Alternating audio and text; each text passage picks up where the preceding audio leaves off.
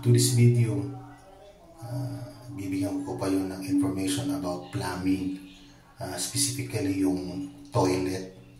Nakikita nyo po yung flush valve sa isang toilet. Dalawang klase po yan, single flush toilet tsaka double flush toilet. So yung ituturo ko po ngayon yung double flush toilet. Ito po yung example ng double flush toilet. Dalawang button po yan. Itong maliit tsaka mayroong malaki na button. So may mga function po yan. Itong maliit tsaka yung malaki. So yung iba na hindi nakakaalam, pinipindot po yung dalawa, which is wrong. So yan po sa isang mali na hindi natin alam na may mga function pala yan yung button ito.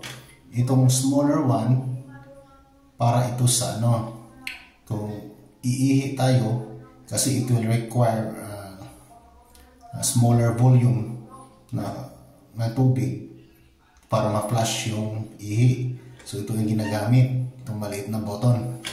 Itong malaki naman, ginagamit ito sa sa pagdumi. Kung magdudumi tayo, so it will require more bigger volume para ma-flush yung waste. Kaya ito yung ginagamit na button.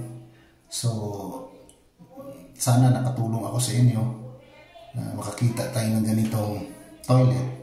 May mga function po niyan, itong smaller o bigger button.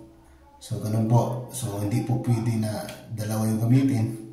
Para makakasave tayo ng tubig, kung iihi tayo, ito yung gagamitin. Kung magdudumi, ito yung gagamitin, yung malaki. So salamat po.